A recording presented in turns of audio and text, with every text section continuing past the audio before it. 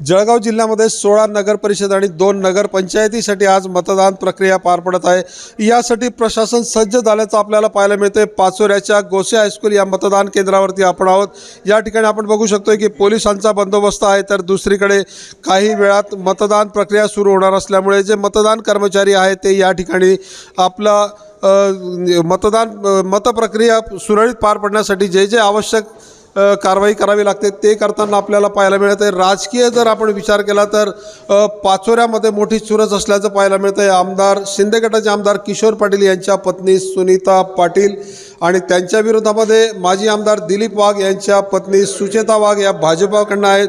जिल्ह्याचा जर विचार केला तर जामनेरमध्ये देखील माजी मंत्री गिरीश महाजन यांच्या पत्नी या बिनविरोध झालेल्या आहेत साधना महाजन, तर मुक्ताईनगरमध्ये देखील मोठी चुरस असल्याचं आपल्याला पाहायला मिळतं आहे। त्या ठिकाणी आमदार चंद्रकांत पाटील यांच्या कन्या संजना पाटील आणि त्यांच्या विरोधामध्ये भाजपच्या भावना महाजन यांच्यामध्ये चुरस असल्याचं पाहायला मिळतं आहे। चाळीसगावमध्ये देखील मोठी चुरस असल्याचं पाहायला मिळतं आहे। त्या ठिकाणी आमदार मंगेश चव्हाण यांच्या पत्नी प्रतिभा चव्हाण यांच्या विरोधामध्ये स्वर्गवासी माजी आमदार राजीव देशमुख यांच्या पत्नी पद्मजा देशमुख या आहेत। आणि खरं तर या 5 ज्या काही नगर परिषद आहेत या ठिकाणी राजकीय चुरस असल्यामुळे राज्यभराच्या दृष्टीने लक्षवेधी ठरलेली आहे।